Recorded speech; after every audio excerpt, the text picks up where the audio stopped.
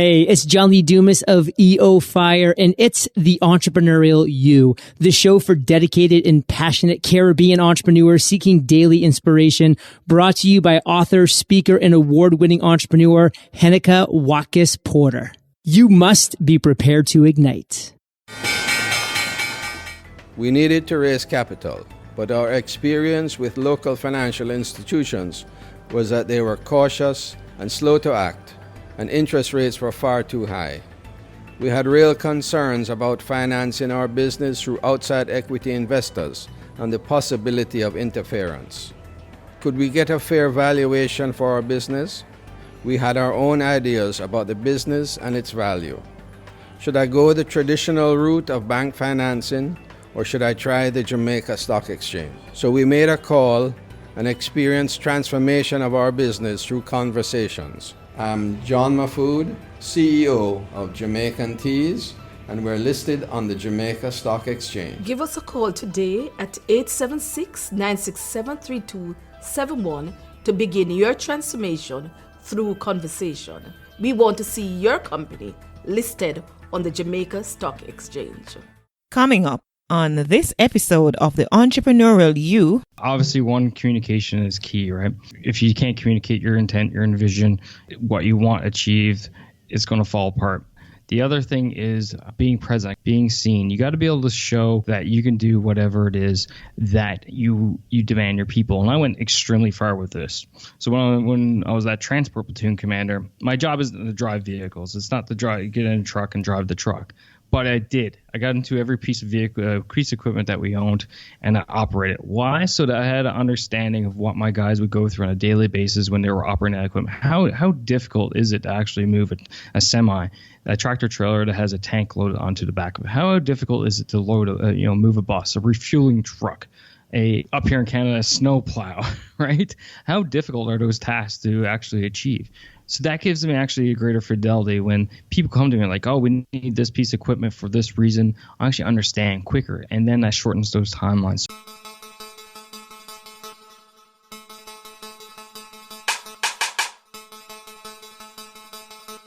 Hello, my peak performance. How are you doing today? It's episode 144 of the Entrepreneurial You podcast. Thank you so much for tuning in. Of course, I'm Heneka Watkis-Porter. Today's episode is with Scott McCarthy. Scott's leadership journey started when he was young and had the drive to take control of everything that needed to be planned.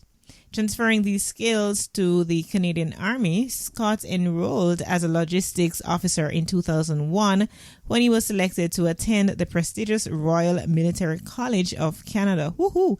At the age of 24, Scott commanded an Army transport platoon comprising of over 80 soldiers. At 33, he was selected to command a logistics squadron of 200 members. In 2009, Scott was deployed to Kandahar, Afghanistan, where he was selected to help train, mentor, and coach members of the Afghan National Army. So, of course, I'm truly looking forward to have this conversation on why leadership matters. Welcome, Scott.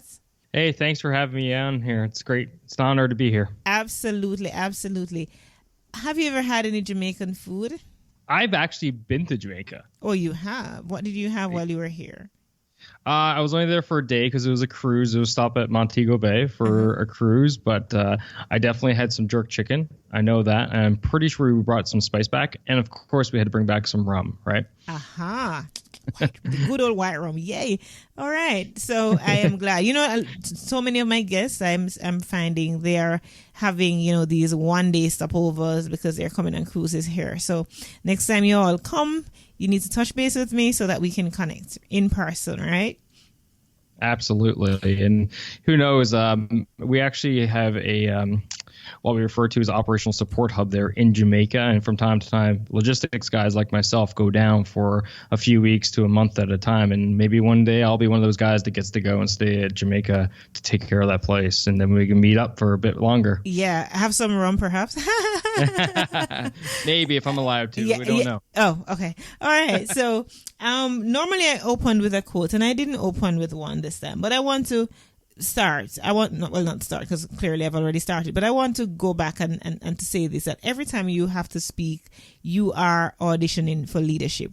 And that's a quote by James Humes. What do you think about that? Yep, I couldn't agree with it more. Every time you're speaking in front of people, you are auditioning for leadership because you're essentially trying to build or gain credibility, and that your credibility can either gain more or loss based off your speak. And credibility is the cornerstone of leadership. If you don't have credibility, people aren't going to follow you.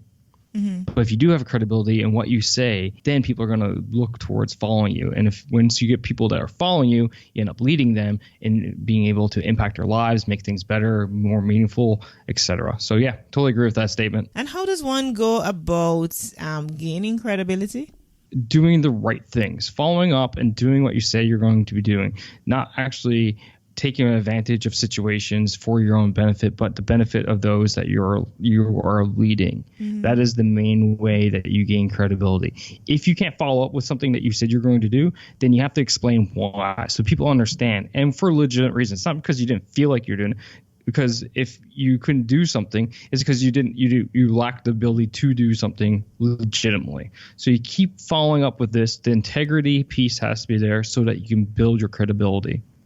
So integrity matters. And Absolutely. In the intro, I talked about, whenever things from an early age, when things needed to be planned, you are the one planning and going about that. When did you know and recognize that you are in fact a leader and even consider yourself using that title with your name? That's a interesting question. Actually, I never had that one given to me. I think the drive was always there when I actually recognized myself as a leader to others.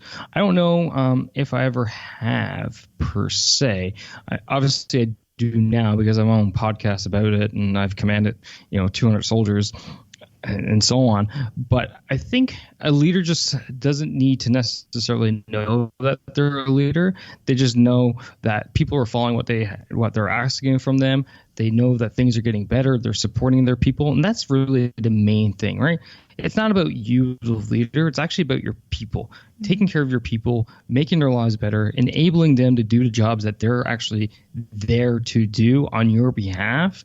You focus on those things. Don't focus on when you know you're a leader or not, or if you're a leader. Because if you start going down that route, start second guessing yourself, and then you actually are hindering what you're trying to do in the first place, right? Because you're more worried about yourself than your people. Like, oh, am I a leader? Are they following me? Are they listening to me? Et cetera, et cetera. Like, no, look at them. Look at what they're doing. Are they doing what you're asking them to do, or trying to influence them to do? Yes, okay, keep doing that. If not, then find out why. Why are you not? Is it your communication style? Is it your leadership style? Is it this? Is it that? But don't sit there and go, oh, am I a leader? I mean, are people following me?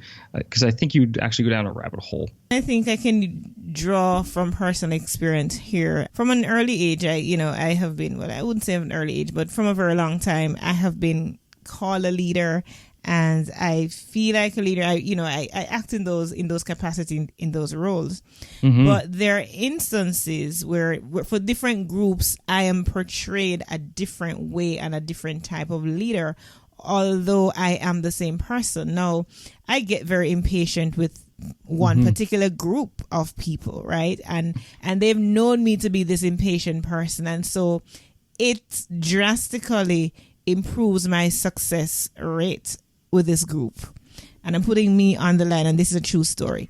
How do I advance and get that stereotypical view that is had of me to change so that I can be more influential with this group? That's a really great question. I actually like how you kind of framed it at the beginning and talking about leadership styles.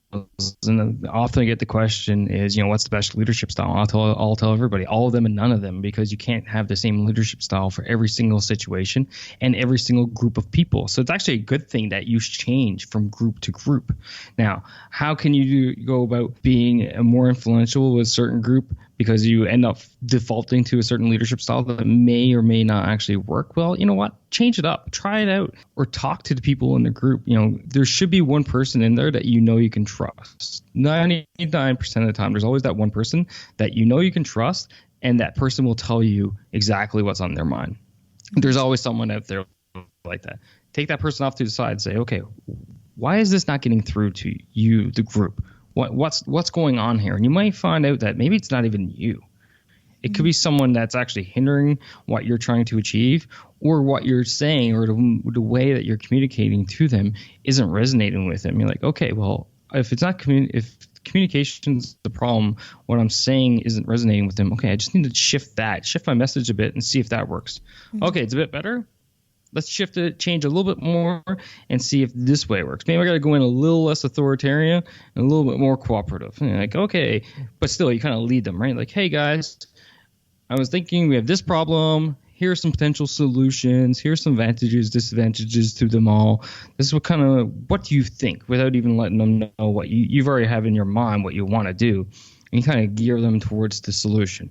That's one way of doing things. So if you just try to change things up a little bit, you may see that your influence may grow. And then now, okay, this is a style I need to employ with this group, with this situation. This is a style I need to employ with that group, with that situation. And this is a style I need to, go with on a normal day-to-day basis. Mm-hmm. I mean, and you're absolutely right. And, having that conversation, because conversation usually shift things. And even just quite recently, just a particular member of one of those, the group that I'm referring to, I simply had a conversation with one of the members recently who and like you said, find that person, right? Had this conversation, and I recognize that both of us had this major misunderstanding. She's thinking one thing, I'm thinking something else, and there's a disconnect, right? And so this is very clear to me that in leadership, communication is vital. In what are some of the instances that you've seen in your own leading of all these soldiers where communication has played a major role? So I'll talk about two, I guess, and kind of one piggybacks off of what you're talking about there. I find whenever I'm not getting what I'm looking for, 95% of the times, because I'm not actually articulating what I want clearly enough for the people to understand what I'm saying. So whenever I get something I'm not looking for, I go back, I re-engineer. I'm like, okay, was I actually clear? And sometimes I'll even ask the people, I'm like, what did you understand from my, my task or my direction or whatever?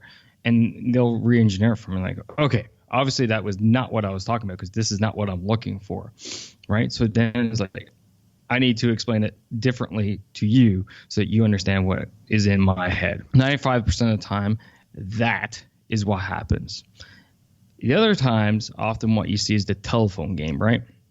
Or as little school kids, we sit in a little room. I don't know if you played this in Jamaica. We did up here in Canada. You sit in a room, the teacher's on one end, everybody sits in a circle, all the kids sit in a circle, and the teacher whispers one thing in the student's ears, like, I like peanut butter. And it goes right around the room. Every student just one time whispers into their next person's ear, the saying that was said. By the time you get around to the other side, it's like Santa Claus is the greatest thing since sliced bread or something, completely different. I know, right? Telephone, we call it telephone. Yeah, that telephone game where, you speaking, and by the time that you end up at that end, you realize, oh my gosh, completely different. That was never the intention. That was never said. Right. So that occurs in organizations, and the bigger they are, the deeper they go, i.e. the width and the span of the organizations, the more that happens, because people take what they're understanding what you're saying, take their spin and push that out. Well, that expatiates every single time. It gets more and more. So how do you combat that? Right? That's the biggest thing. How do you go around that? You get out of your office. You get out behind your desk. You go walk around. You see your people at the ground level and see if they're actually getting what you're telling your your direct reports, and see if that information is actually flowing down. Is it not flowing down at all, or is it going through the telephone game? And that's how you combat that. You get out and you see, like, wait a minute, so you didn't hear we're having a company party on the 20th at all? Like, no one's talking about that. Okay, that's obviously communication that's being blocked somewhere. Where is that communication getting blocked at is your next question. Yeah, there's some kind of get-together on the 20th around noon. Okay, it's a company get-together. It's not around noon. It's going to be at supper time. We're going to have a big dinner and whatever and party. Mm-hmm. Now, obviously, the telephone game's in effect. So you clarify, go back, reaffirm the message that got misconstrued. Tell people, like, no, this is what's being said. Incorrect. This is the actual ground truth. Make sure everybody knows.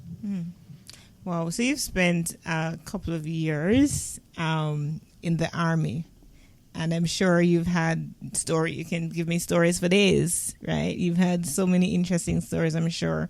Because a life like that is very colorful. Some days you're bold, some days you don't feel bold. And I'd like to go into your headspace a bit and in your heart, Scott, as it were, and share some moments with me, a moment or two when you had to be brave and you had to be strong for those people that you're leading, but you just didn't feel like being that person. That's a really great question, and reflecting on it right now, I can't think of a specific one off the top of my head because of all the times, yes, I've had rough days or not good days, but I always put the onus on myself. If I don't step up to do my job, at my peak thus far, I'm impacting 200 lives, and I have to get past that. I have to worry about 200 lives. It's not about me; it's about 200 people. Absolutely, but and it's about the mission success of the organization, right? So you kind of get past that. Well, I know you do. I mean, naturally you have to because you're a professional and that's what you do. But you've never had those instances where, like, for me, it is what I do. I do coaching and I mentor people. And I'm always going to get past my feelings because feelings lie. Your feelings will lie to you, your emotions will lie to you. And the reality. The reality is that you got to step up to the plate and you've got to do what you're doing, what you're called to do. But frankly speaking, for me, there have been days when I don't feel like doing, even as purposeful as I consider it to be. But there are those days when you'd rather be in bed, for example. But it's fine that you've been able to push past your feelings at all times and consider. And truly, that's the job of a leader. It's really never about you. It's about the people that you're leading. And whenever we feel and find that it's about us and we're getting too deeply involved with our emotions and stuff, it is time, I believe, to take a step back. Right. But another thing I want to ask you about the Army as a leader, and drive home for me, if you will, some of the leadership lessons that you think that the Army taught you. Obviously, one, communication is key, right? If you can't communicate your intent, your vision, what you want achieved, it's going to fall apart. And we kind of hit at that. The other thing is being present. I kind of hit at that too, right? Getting out, being seen. You got to be able to show that you can do whatever it is that you demand your people. And I went extremely far with this. So when I was that transport platoon commander, my job isn't to drive vehicles. It's not to get in a truck and drive the truck. But I did. I got into every piece of equipment that we owned and I operated. Why? So that I had an understanding of what my guys would go through on a daily basis when they were operating that equipment. How difficult is it to actually move a semi, a tractor trailer that has a tank loaded onto the back of it? How difficult is it to move a bus, a refueling truck, up here in Canada, a snow plow, right? How difficult are those tasks to actually achieve? So that gives me actually a greater fidelity when people come to me like, oh, we need this piece of equipment for this reason. I actually understand quicker, and then that shortens those timelines. So actually getting out, being present, have an understanding of what your people do. Best intentions for your people at all times, putting them first. We always say soldiers eat first in the Army, right? And we go literally to that point where we're meals, the highest ranked person often waits till the very end to eat. So that the soldiers actually eat last, right? Eat last. Yeah. Soldiers eat first, you eat last. Okay. Whichever way you want to spin it. Okay, right. So you're just taking care of them. You're taking care of their best interests. Why? Because they're the ones that achieve what it is that you need achieved on your behalf. So those are some of the crucial lessons for sure of leadership that I've learned. How long you've been in the Army? 18 years now. 18 years. What is the most outstanding, that experience that has stood out for you the most since you've been a part of the Army? My deployment to Kandahar absolutely has been one of them for sure. Spending 7 months helping train and mentor another nation's army, that was a huge honor in a war-torn country, and seeing some results, seeing those soldiers being able to operate at a higher level. Absolutely crucial. Another job I worked and we deployed forces to Nepal after the 2015 earthquake, and I helped on the back end of planning, organizing the loading of equipment onto our cargo airplanes, helping execute a evacuation operation for Canadians that were stuck over there after that earthquake occurred, and all the buildings were destroyed. Those are experiences that just kind of stick out amongst so many more that I could have a full podcast episode on. I am sure. Very colorful lifestyle. Now, you've mentioned, alluded to the fact that you've got to test those cars. You got to go in and those trucks and see what the soldiers are going to be involved in, so that you have an experience like you have, and that's what empathy is: walking a mile in somebody else's shoe. So you're not being that that tour guide that sends somebody on. Well, you're actually being a tour guide rather than somebody who's going to sit into their office and send somebody out somewhere. So how important is that to walk the mile in somebody else's shoe as a leader, as it were, to you? Like I've discussed a bit, it's crucial so you have an understanding what they go through. So if you're like a sales manager, you're actually going on the sales calls, going on a sales route, if they're door to door, whatever. So you have an understanding so that you can shorten your decision cycle to make decisions, more clearly, quicker, and with actually being able to prioritize better. It gives you credibility. Because now you're in charge of the team. Now you've been in their shoes. You have credibility with those people because you've shown that, one, you've taken interest, two, you've done what they do, so that you have an understanding. And people talk, right? So if you go ahead and you do this with say half your team, well, the other one half's going to talk to the other half, and you're going to hear, and that's still going to build your credibility if you can't get it with every single person. So those are the major ones. And like I said, credibility is the cornerstone of leadership.